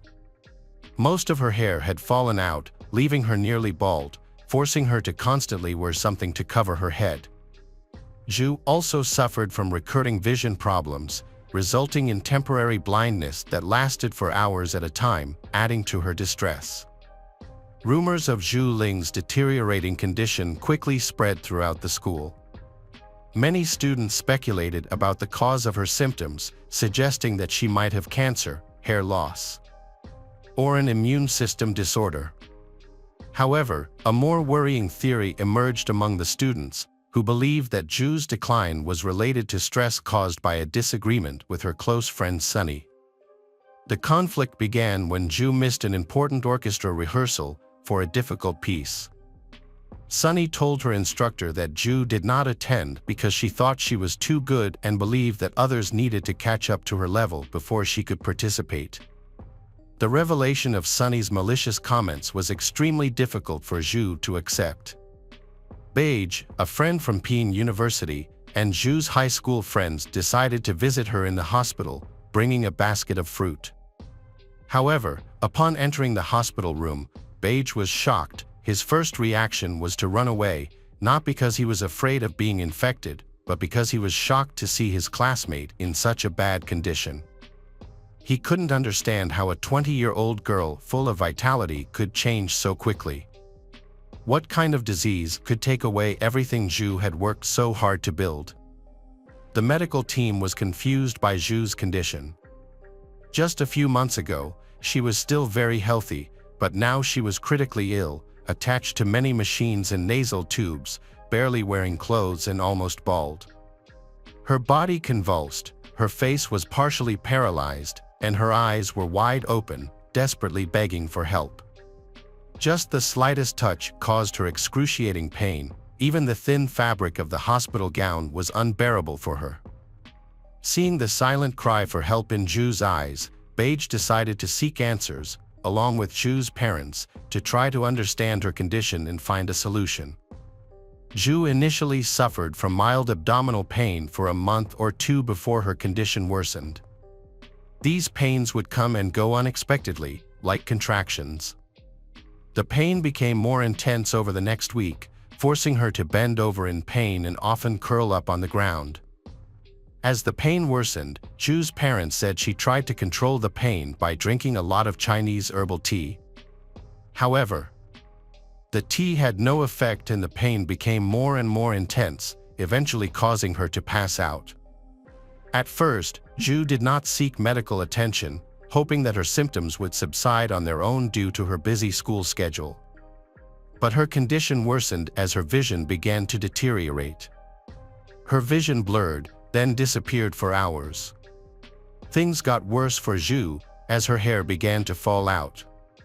Her condition continued to deteriorate, forcing her parents to take her to the hospital, which happened just days before Christmas, marking her first hospital stay. That month, Zhu's parents continued to support her throughout her treatment. Tests showed that Zhu was free of arsenic and mercury poisoning. A doctor from another hospital who had treated a similar case in the 1960s suggested a possible case of thallium poisoning. This seemed plausible, but Zhu insisted she had not been exposed to thallium during her studies. To investigate further, the hospital contacted Tsinghua University to determine what chemicals Zhu, as a chemistry student, might have come across. However, her medical records showed no exposure to potential triggers for her symptoms, leaving the medical team puzzled over her condition. Zhu's health seemed to have improved after a month, so she asked if she could continue studying. She wanted to take the exam and did not want to miss the entire semester. However, her parents disagreed, believing that stress had caused her illness, and worried that returning to university would worsen her health. Zhu pretended to have fully recovered and returned to class in February. Unfortunately, her condition rapidly deteriorated in March and she was hospitalized again. This time, her condition had deteriorated so much that she lost the ability to speak. Beige's frustration with the lack of answers from the local medical community led him to reach out to medical professionals around the world, not just in China, for help. He translated Zhu's symptoms into multiple languages and posted them on specialized online medical forums. Beige received his first response in less than 30 minutes, and over the next few days, he received nearly 2,000 emails from experts in 18 countries. Notably, many of these respondents were affiliated with prominent national health organizations and were experts in toxicology. Their answers, which were symptoms of thallium poisoning, causing her pain ranging from mild to severe. Thallium is a highly toxic metal that was once used in rat poison, but its use has been banned in many countries, including China and the United States, since the early 20th century. It was also used to treat lice infestations, although a known side effect was hair loss. The symptoms of thallium poisoning can be very varied, leading to delayed diagnosis and often misdiagnosis by medical professionals. One of the challenges in identifying thallium poisoning is that it does not cause visible external signs, such as bruises or wounds. The progression of thallium poisoning typically occurs in stages. Initial symptoms begin with stomach upset and severe pain, followed by tremors, headaches, insomnia, and temporary blindness. As the poisoning progresses, the victim may experience extreme skin sensitivity, similar to a severe burn, making even light touch unbearable. Daily activities, such as getting dressed or lying in bed, may become a source of pain. In the late stages of thallium poisoning, neurological symptoms appear, including uncontrolled muscle movements, seizures, and partial or complete paralysis. This can eventually lead to significant cognitive impairment. In severe cases, such as Zhu's, thallium poisoning can cause a significant decline in cognitive ability, turning a top-achieving student into someone with the mental capacity of a 6-year-old. Beige worked with Zhu's parents to analyze numerous emails and quickly shared their findings with the medical team treating Zhu. However, the doctors treating Zhu were skeptical of the online contributor's proposed diagnosis, saying that detecting thallium in Zhu's body would require specific tests that could not be performed on-site. They also pointed out that thallium testing would require sending Zhu's blood to a specialized lab, and thallium is a rare and highly regulated substance. Even if thallium poisoning were the correct diagnosis, the doctors believed that an antidote would likely not be effective at that stage. This information shocked Zhu's loved ones, raising an important question: who would want to harm Zhu? One theory emerged that the target could be her parents, given their important jobs. Her father was a senior engineer at a national agency, a position that could involve handling sensitive information, and her mother was an engineer at a major Chinese company. However, this line of investigation has hit a dead end. The main goal now is to find out how the poison entered Zhu's body. In particular, no one on campus has symptoms similar to Zhu's. This suggests that Zhu either ingested or came into direct contact with the substance. Meanwhile, while Zhu was in the hospital, her personal items were mysteriously stolen from her dormitory. The stolen items included shampoo, contact lens case, lipstick, body soap, and even her water cup. Furthermore, the perpetrator seemed to be interested only in Zhu's belongings, marking a strange and unprecedented incident in the dormitory of such a prestigious university. Since there were no surveillance cameras on campus at the time, an investigation was needed to find out the answer. Because students are housed in separate rooms by gender, only current female students at Tsinghua University are allowed to enter the female dormitory. Neither alumni, graduate students, nor professors are allowed to enter the dormitory housing more than 100 young female students. During the investigation, the police investigated more than 20 suppliers of thallium, a toxic substance used in the production of optical lenses, electronic devices, and other products. The police scrutinized the procurement records and discovered that one supplier had supplied thallium to the chemistry department of Tsinghua University for research purposes. The investigation found that only a small group of people at the university had access to the thallium, namely 2 professors, 3 graduate students, and 2 seniors. It is likely that the criminals were involved in these experiments, so they had the opportunity to obtain the thallium and had the opportunity to take personal belongings from Zhu's dorm room. As the investigation continued, the professors and graduate students were quickly eliminated as suspects because they were not allowed into the female dormitory. This left 2 senior students as prime suspects, 1 male and 1 female. However, since male students were not allowed into the female dormitory, everyone turned their attention to the female student. Surprisingly, this student was revealed to be Zhu's close friend Sunny, who is now the prime suspect in Zhu's case. Mutual friends of Sunny and Zhu mentioned that Zhu had recently won against Sunny in the student election. Sunny was known to not accept defeat easily. She was argumentative by nature and had cheated on Zhu several times. As Zhu achieved more success and recognition, Sunny became increasingly agitated. The final straw was Zhu's stellar performance at the Beijing Symphony Hall, which further strained their relationship. Zhu's exceptional beauty, talent, and admiration from both her peers and faculty may have fueled Sunny's jealousy, leading to the heartbreaking incident. Sunny was interrogated for 8 hours before her parents took her home. Her family is influential at Tsinghua University, with her father a key figure in the Democratic Revolutionary Committee and her grandfather a former vice president. Most of her relatives hold government or academic positions at top state universities. As a result, Zhu's case remains unsolved. Sunny maintains her innocence, claiming that the police have cleared her of all suspicion. However, she changed her name and date of birth, married an American, and moved to the United States. Zhu's condition, on the other hand, was worsened by the late diagnosis of thallium poisoning.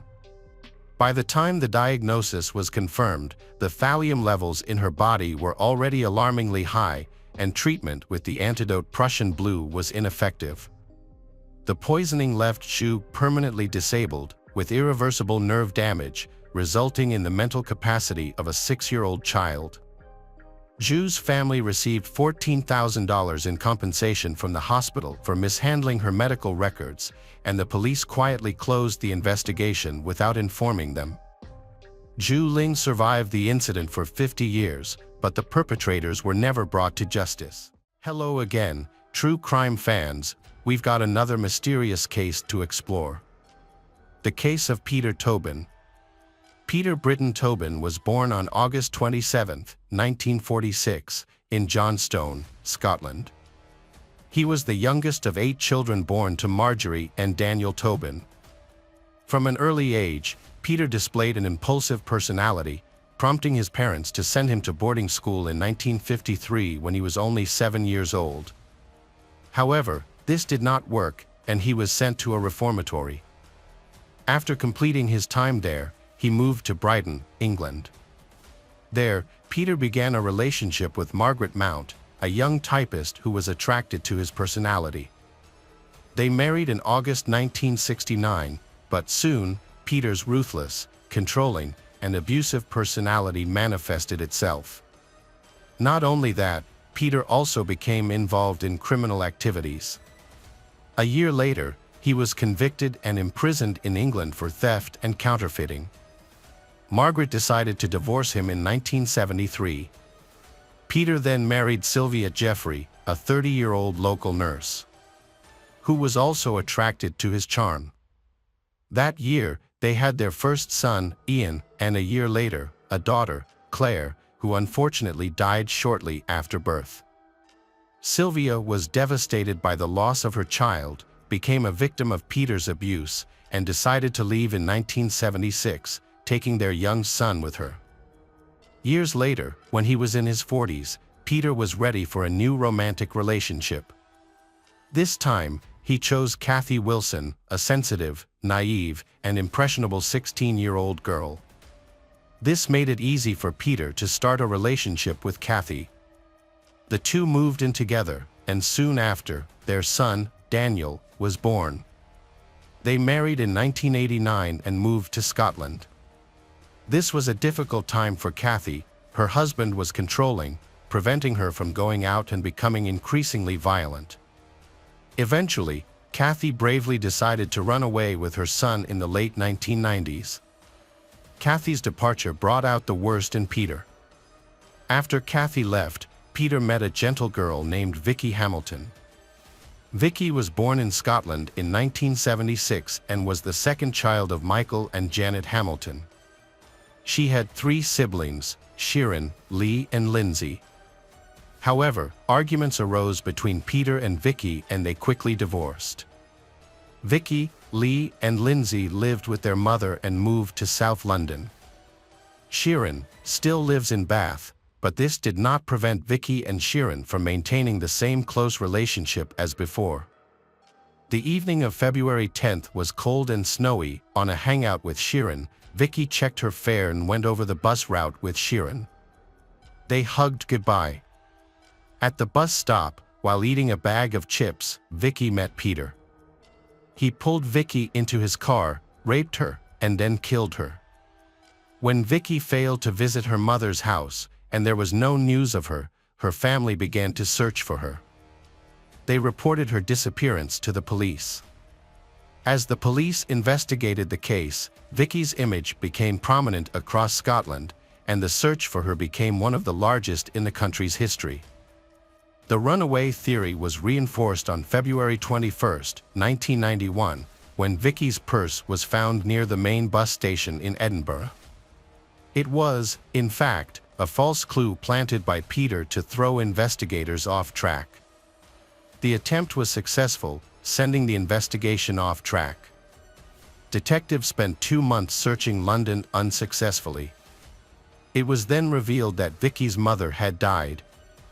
Over the next 10 years, Vicky's family and townspeople continued to pursue the case, but with more than 7,000 names on file, nearly 4,000 statements taken, some 500 documents and 380 potential physical evidence, all to no avail.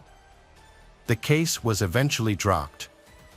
The next young woman to have Peter's misfortune was Dinah McNichol, an Essex native with a brother and 3 sisters.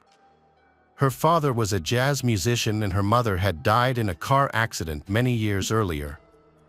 At 18, Dinah was a kind, cheerful girl and a great friend.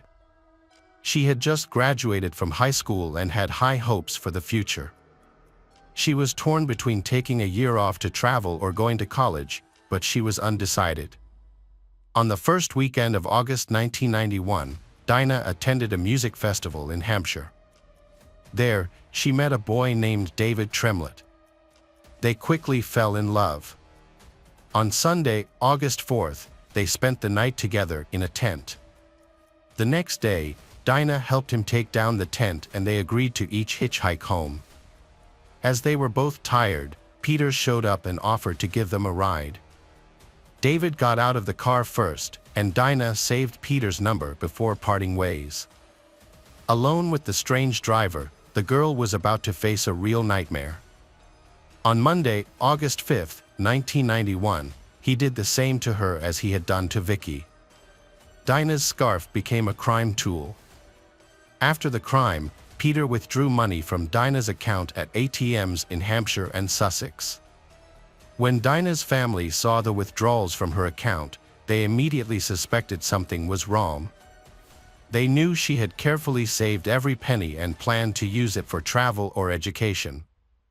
As the days passed, the family lived in fear and uncertainty, which was the worst thing.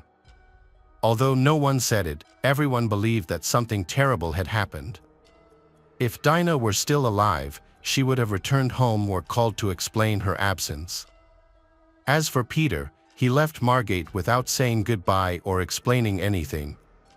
In 1993, he settled in Hampshire, renting a flat in Leek Park, saying he wanted to be closer to his son. On August 4, 1993, 2 14-year-old girls went to visit Dinah but did not see her. So they asked the neighbors if anyone had seen Dinah, which led to them knocking on Peter's door. Peter invited the 2 girls into his house, ostensibly to wait for Dinah. They saw his friendly 5-year-old son and agreed without suspect Diane. While the child was asleep, Peter began to torment the 2 girls.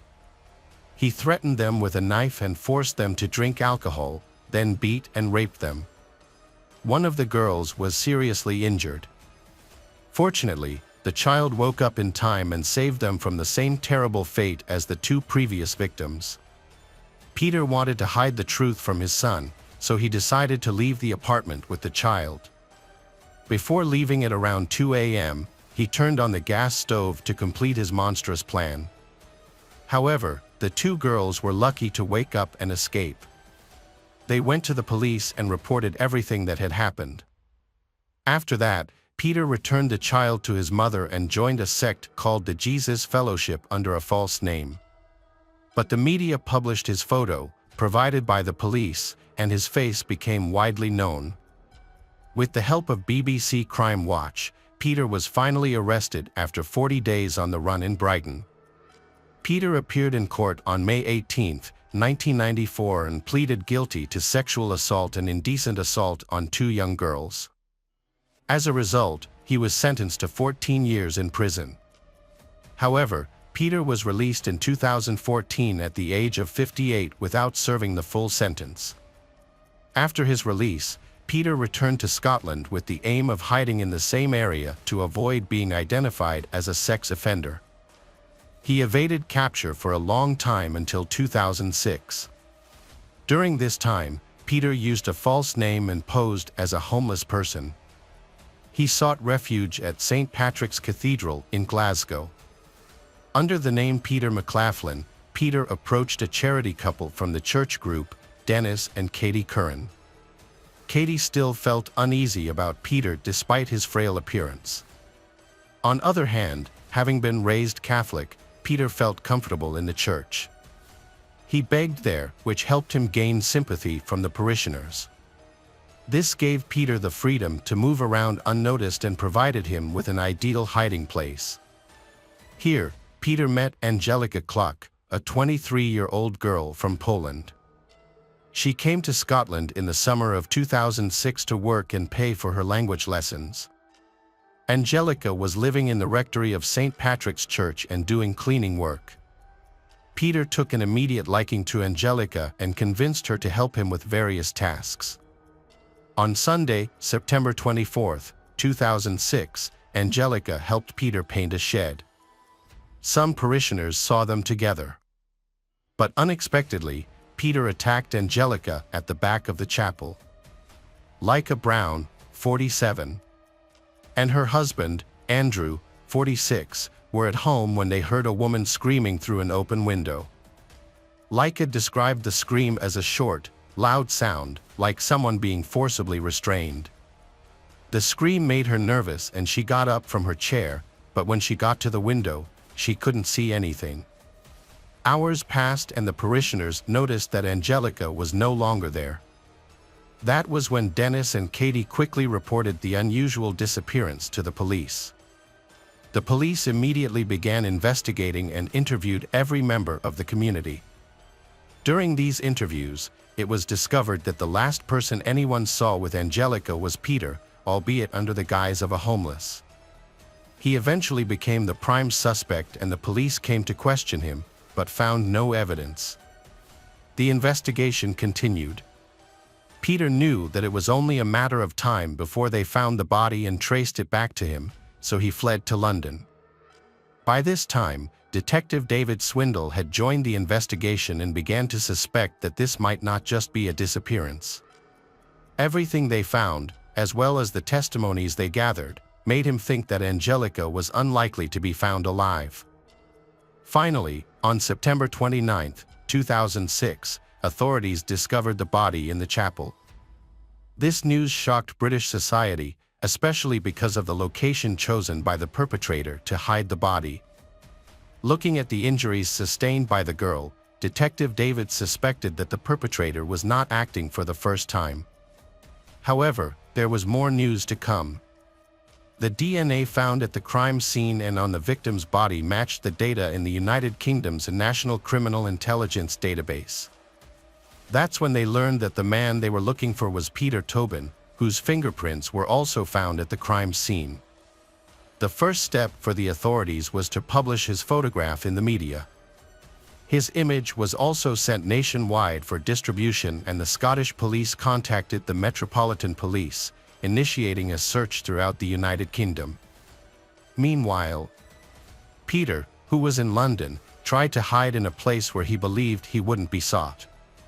He went to a hospital, pretending to have heart problems, claiming to have chest pain and weakness on the left side of his body. He identified himself as a plumber and called himself James Kelly.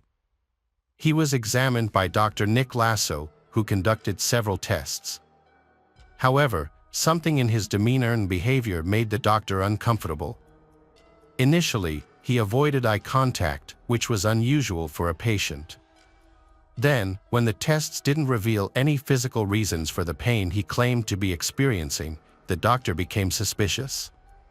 His suspicions were confirmed by a nurse who recognized Peter from a photograph circulating in the media. As a result, both the nurse and the doctor contacted the police. This phone call changed the entire dynamic of the investigation. On September 30th, police officer Alan Murray was dispatched to the hospital in London. Peter was taken to a room and Alan went to talk to him. He was immediately arrested. Although initially, he was charged only with a violation of the sex offender registry, this thing allowed the officers to buy time to prepare a criminal case against him.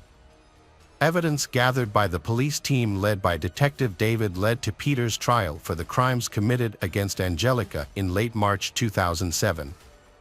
Despite all the evidence against him, Peter denied committing any violent acts against the young woman. However, in an attempt to shift blame for the rape, he claimed that they engaged in consensual sexual activity. Peter also denied providing false information to the police and hospital staff. After 6 weeks of legal proceedings, his lies and manipulations proved futile as he was found guilty and sentenced to life imprisonment with the possibility of parole after 21 years. Detective David and his team suspected that there were more mysteries to Peter's story. During the trial, the detectives further investigated Peter's life, gathered more evidence and built a profile with the cooperation of various law enforcement agencies. To avoid affecting the case involving Angelica, they chose to carry out their work discreetly and carefully. The joint police investigation was called Anagram. Investigators identified links between the disappearances and locations that Peter had visited. The investigation revealed 2 exact links, one in Bathgate and one in Margate. A search was then carried out at Peter's old house on the coast and they found a knife with traces of DNA hidden in the attic. However, no other findings were made at the location. Investigators then visited the house where he lived in Margate and established that he was a dangerous serial offender. A search of the house revealed a secret grave in the garden that he had created for his son. Investigators dug up a sand pit in the garden and found the body of a woman. Further searches at the same location uncovered another body. A woman's handbag was found at the crime scene and was collected for DNA analysis. As well as identifying the 2 victims, the handbag was also analyzed. Although the handbag clearly contained DNA, there was no match in the National DNA database. However, on June 1, 2007, investigators found a DNA match to Peter's fingerprints. This was a vital lead and they decided to pursue this line of investigation. On November 14, 2007, the authorities confirmed that one of the bodies was that of Vicky Hamilton, who had gone missing at the age of 15. Her family had waited 16 years for any information about her. They later identified the second body as that of 18-year-old Dinah McNichol, who was hitchhiking home after attending a concert. On September 1, 2008, the Crown Prosecution Service charged Peter with Vicky's murder, leading to his trial.